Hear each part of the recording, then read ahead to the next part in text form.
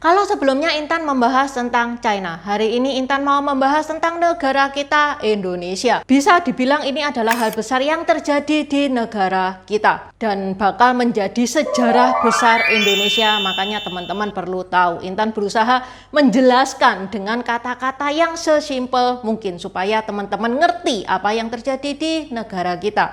Tajani Hao, namaku Intan. Selamat datang di channel aku, Dynasty. Kemarin pas Intan ngobrol nih sama temennya Intan bilang, waduh ini negara kondisinya lagi nggak aman, takut kejadian tahun 98 itu terulang. Ini semua gegara Kaisang ini.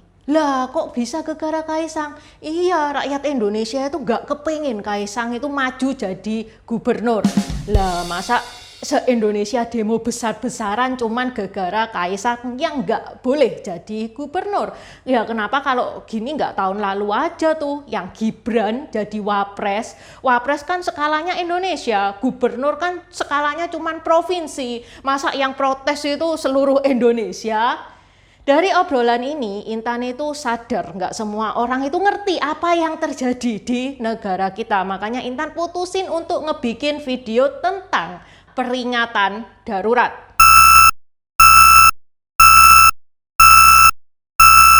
Bahkan nih ya, ada anak SMK yang ikut demo. Pas ditanya kenapa kamu ikut demo, ini demo apa? Dia cuma tahu kulitannya doang, demo Jokowi karena anaknya nyalon. Yang kedua karena Intan pengen bersuara. Ya Intan tahu sih channelnya Intan ini masih channel kecil. Cuman ya Intan pengen berusaha yang terbaik untuk Indonesia. Karena Intan tinggal di Indonesia dan ingin membuat Indonesia itu menjadi lebih baik. Lihat tentang pada tanggal 22 sampai 23 Agustus kemarin terjadi unjuk rasa peringatan darurat di mana-mana. Seperti Jakarta, Bandung, Tasikmalaya, Bogor, Cirebon, Jogja, Semarang, Solo, Surabaya, Malang. Ini yang di Pulau Jawa doang nih ya. Di luar Pulau Jawa juga ada demo di Sumatera, Sulawesi, Nusa Tenggara, Maluku, Papua, Kalimantan. Pokok intinya hampir seluruh Indonesia guys demo itu. Di Jakarta, demonya ini sedikit tegang karena polisi tercatat melakukan tindakan pemukulan menggunakan gas air mata dan menembakkan meriam air untuk menangani massa. Di Bandung, ada wartawan yang dianiaya karena diduga intel dan satu mahasiswa itu sampai kehilangan bola mata akibat lemparan batu dari arah barisan aparat pengamanan. Di Tasikmalaya, demonstrasi diwarnai dengan pembakaran beberapa fasilitas di gedung DPRD Kota Tasikmalaya. Di Semarang, ada aksi di depan gedung DPRD Jawa Tengah berakhir rusuh setelah massa memaksa untuk masuk sehingga pagar gedung nyaris roboh dan polisi berusaha membubarkan ribuan massa dengan gas air mata. Akibatnya korban jatuh dari pihak pengunjuk rasa berjumlah 26 orang terluka dan 18 dirawat di rumah sakit. Di luar Jawa pun juga banyak yang demonya chaos, banyak korban yang terluka. Ada apa dengan Indonesia? Sebelumnya Intan mau ajak teman-teman flashback ke tahun lalu, tepatnya 25 Oktober 2023, saat Prabowo Gibran menjadi capres dan cawapres. Kita semua tahu pada saat itu Gibran itu ada masalah di usia. Dikabarkan Gibran itu bisa tembus karena kekuatan orang dalam. Ada paman di MK. Pada saat itu lawan politik itu sudah berteriak-teriak, masa toh konstitusi itu dirubah hanya gegara supaya ponakan itu bisa jadi wapres. Akhirnya ya sudahlah, enggak apa-apa, toh masih calon. Ya apa yang memilih itu rakyat, belum tentu dia terpilih. Buktinya pada saat Pak SBY nyuruh anaknya itu masuk pilkada itu ya, toh anaknya juga enggak kepilih. Rakyat itu masih berkuasa. Nah, masalahnya Jokowi itu presiden yang dicintai dan dipercayai oleh rakyatnya. Banyak rakyat yang percaya bisa nih anaknya memimpin itu bisa. Lah wong kinerja bokapnya bagus, namanya buah kalau jatuh itu nggak jauh dari pohonnya. Lagi pula ini kan bapak dan anak, pasti dong Jokowi itu ada di belakangnya Gibran.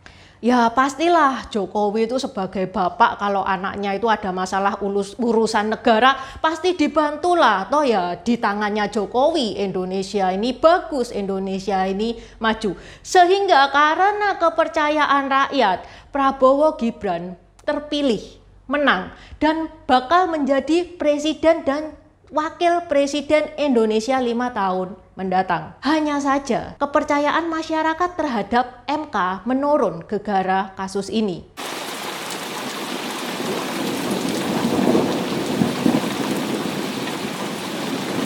Supaya teman-teman paham, Intan awali dulu dari peringatan darurat. Apa itu peringatan darurat?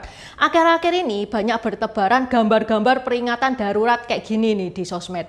Banyak artis yang menyuarakan seperti Ernest Prakasa, Pandji Pragiwaksono, Joko Anwar, dan lain-lain. Ya karena mereka orang yang followernya banyak, gampang banget untuk viral.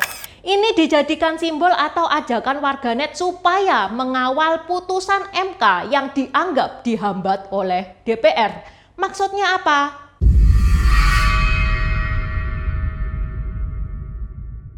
Ada dua lembaga di Indonesia, MK, Mahkamah Konstitusi, dan DPR, Dewan Perwakilan Rakyat. DPR ini tugasnya ngebuat undang-undang. MK tujuannya itu ngecek bener nggak ini sesuai dengan UUD nggak ini UU-nya yang dibuat oleh DPR. Nah, keputusan MK ini sifatnya mutlak dan final. Misal DPR mau buat UU pemilu itu nggak usah pemilihan presiden dipilih oleh MPR aja supaya tidak ada pemilu nyoblos-nyoblos presiden, itu kan habis duit banyak, itu kertasnya habis berapa itu untuk orang se-Indonesia. Nah, ada orang yang nggak suka sama UU-nya DPR ini, terus komplain ke MK. MK ini nanti ngeliat bisa nggak ini UU-nya dipakai. Andai kata MK tidak menyetujui, DPR nggak bisa apa-apa.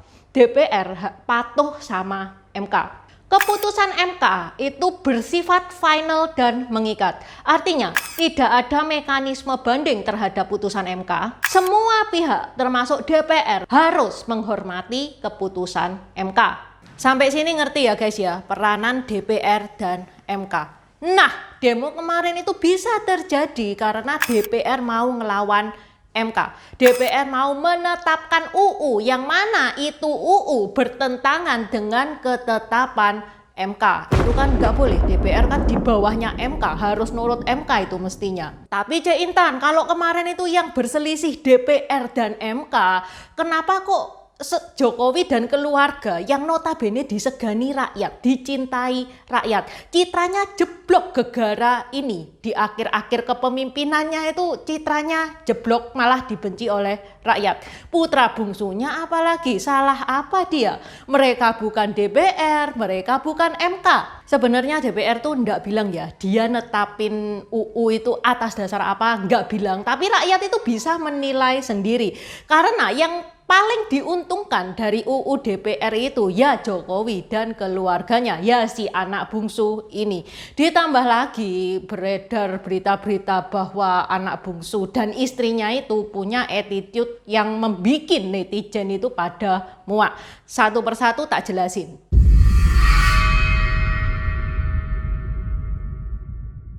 Apa toh yang diributkan MK dan DPR? Jika MK tahun lalu itu blunder ya, merevisi batas umur wapres demi masukin satu orang calon. Kali ini MK itu mau berbuat yang terbaik demi Indonesia. MK sudah tidak ada si paman. Yang MK dan DPR ributkan adalah rancangan undang-undang pilkada. Sehingga MK mau mengeluarkan keputusan nomor 60 bla bla bla, yang mana intinya MK itu menurunkan ambang batas perolehan suara di pilkada untuk mencegah beberapa daerah melawan kotak kosong. Itu yang pertama. Yang kedua tentang umur gubernur dan calon gubernur. Selasa 20 Agustus 2024, MK mengeluarkan putusan nomor 60/PUU strip 22 Romawi /2024.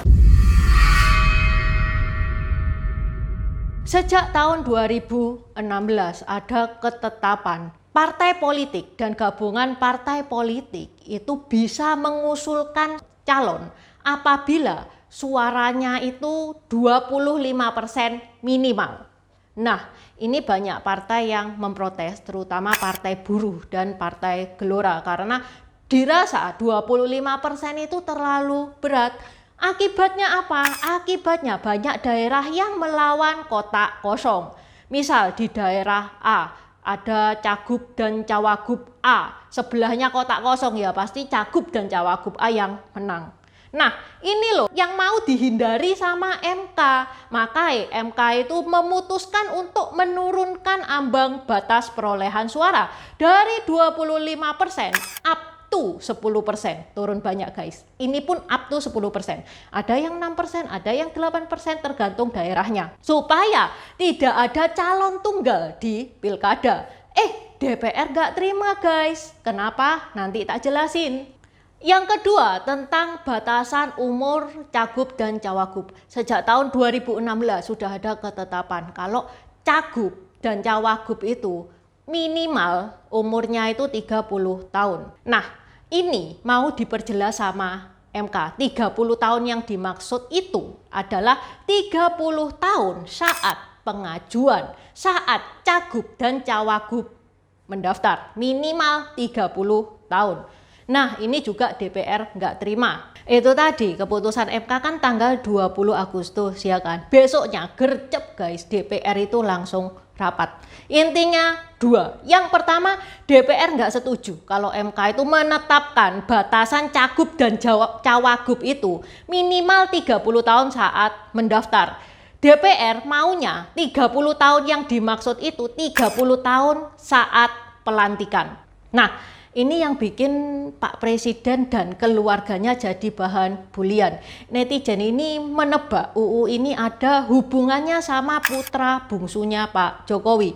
Si bungsu ini guys belum berusia 30 tahun. Dia bakal berusia 30 tahun bulan Desember ini. Sedangkan untuk pengajuan cagup dan cawagup itu maksimal bulan September tahun 2024. Bulan depan. Juga ketahuan si bungsu ini sudah ngurus surat belum pernah dipidana di Pengadilan Negeri Jakarta Selatan. Ini adalah salah satu syarat pengajuan cagup sama cawagup. Kalau nurutin MK, si bungsu ini nggak bisa nyalon. Karena saat penetapan calon, si bungsu belum 30 tahun karena batas pengajuannya September besok. Tapi kalau usulan DPR dijalankan, yang mana 30 tahun yang diminta DPR itu 30 tahun saat pelantikan, maka si bungsu ini memenuhi syarat. Karena pelantikan gubernur dan calon gubernur itu 7 Februari tahun mendatang. Dia sudah berusia 30 tahun. Itu tadi yang pertama ya, tentang batasan umur cagup dan cawagup. Yang kedua apa? Yang kedua balik lagi ke ambang batas suara. Yang tadi Intan bilang dari 25% diturunkan up to 10%. Ini DPR tidak setuju. DPR maunya ambang batas itu tetap 25%, nggak usah dirubah-rubah. Sehingga netizen berspekulasi terhadap case yang ada di Jakarta. Jadi sekarang ini di Jakarta ada koalisi gemuk, namanya adalah Koalisi Indonesia Maju Plus, yang mana itu koalisi dari 12 partai pasangan pendukung Prabowo Gibran dan Anies Muhaimin. Mereka mengajukan Ridwan Kamil dan Siswono menjadi cagup dan cawagup Jakarta.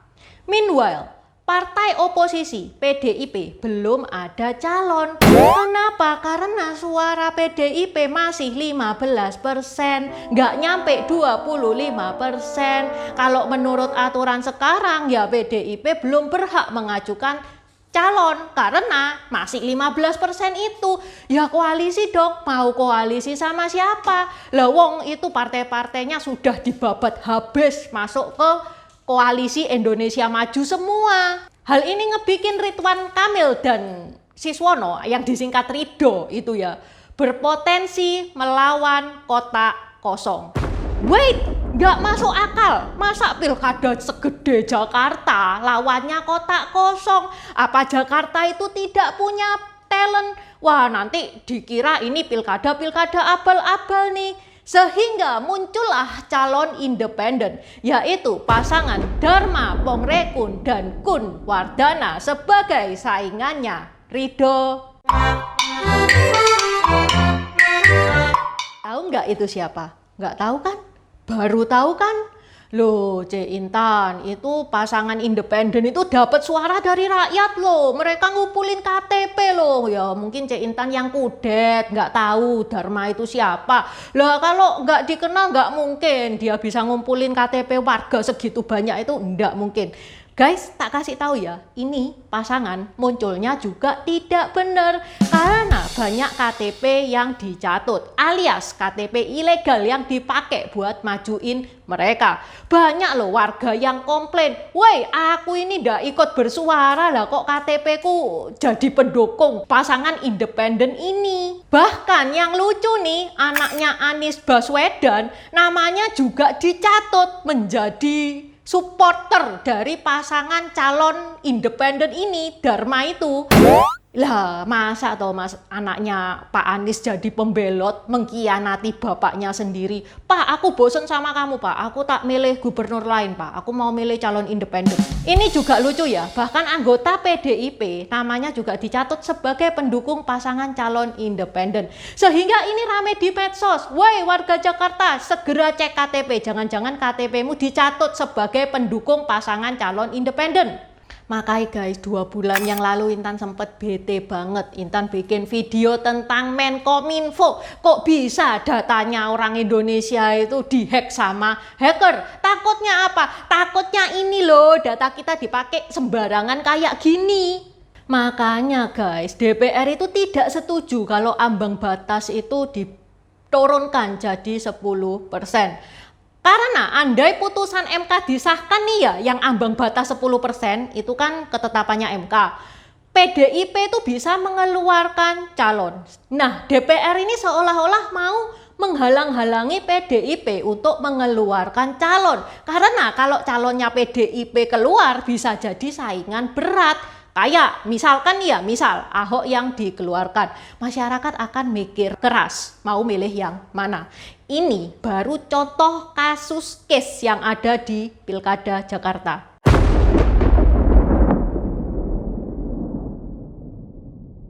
DPR ini mau mengesahkan UU-nya, padahal itu bertentangan dengan ketetapan MK. Ini kan tidak sesuai dengan konstitusi. DPR itu loh statusnya itu di bawahnya MK, harus nurut sama MK. Lah ini kok MK dilangkahi. Nah ini yang bikin Indonesia, rakyat Indonesia itu naik pitam dan terjadi demo di mana-mana. Pada Kamis malam, pada tanggal 22 Agustus, Wakil Ketua DPR RI Sufmi Dasko Ahmad menegaskan usulannya DPR dibatalkan. RUU Pilkada belum disahkan menjadi undang-undang, maka yang berlaku adalah hasil keputusan Mahkamah Konstitusi. Yang tetap berlaku adalah keputusan MK. Nah, ini sudah sesuai dengan tuntutan masyarakat yang sudah susah-susah demo di jalan. Untuk sementara keputusannya kayak gini. Ada omongan kali ini batal disahkan, ntar bisa jadi di hari lain disahkan. Ya, semoga enggak ya. Semoga tetap yang dijalankan itu keputusan MK. Supaya Indonesia itu suasananya kembali kondusif, kembali aman dan tentram.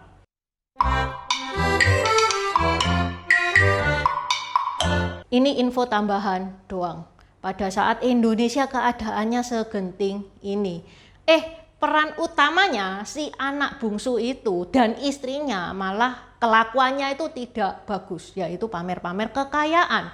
Ke Amerika pakai private jet yang menurut akun TNM itu private jet yang paling murah nih ya. Paling murah loh. Dari Jakarta ke Amerika itu 4,7 M sekali jalan, bukan PP. Meanwhile, katanya Ibu Susi yang dia pakai itu bukan yang paling murah. Meanwhile, yang kedua dia pamer-pamer makan roti seharga 400.000. Attitude-nya kok kayak gini di tengah masyarakat yang gajinya 400.000 itu sebulan. Sehingga masyarakat itu benci banget sama pasangan ini sampai jadi most hate, sampai jadi pasangan yang paling dibenci, sampai ada isu-isu itu bau ketek lah ya kalau bau ketek ngawur ya. Intan juga kalau belum mandi ya baunya bau ketek. Terus dijuluki seperti Mary Antoinette, padahal dia itu lagi hamil loh. Yang menghujat itu se-Indonesia, yang ngutukin itu se-Indonesia. Padahal orang hamil itu pantang banget loh dikata-katain. Ini benernya kasihan ya, tapi ya wes ya gimana lagi. Oke, sampai di sini dulu bahasan Intan hari ini. Buat teman-teman yang mau nambah-nambahin, seperti biasa coret-coret di kolom komentar. Terima kasih sudah menonton. Buat subscriber baru, selamat datang. Terima kasih sudah menonton videonya Intan sampai habis. Intan sarankan buat teman-teman yang baru bergabung untuk nonton videonya Intan tentang pergantian dari dynasty ke dynasty. Ini nih videonya. Di deskripsi juga sudah Intan taruh. Karena di video pergantian dynasty itu adalah basic dari semua videonya Intan. Itu yang pertama. Yang kedua, video pergantian dari dynasty ke dynasty ini bakal sangat membantu teman-teman. Kalau misalkan teman-teman itu nonton film-film Tiongkok yang kuno-kuno itu bakal sangat membantu banget. Karena film-film Tiongkok itu nggak menceritakan secara jelas background kayak gimana. Terima kasih udah nonton channel ini sampai habis. Dukung aku terus berkarya dengan klik subscribe dan bunyikan lonceng di bawah ya guys.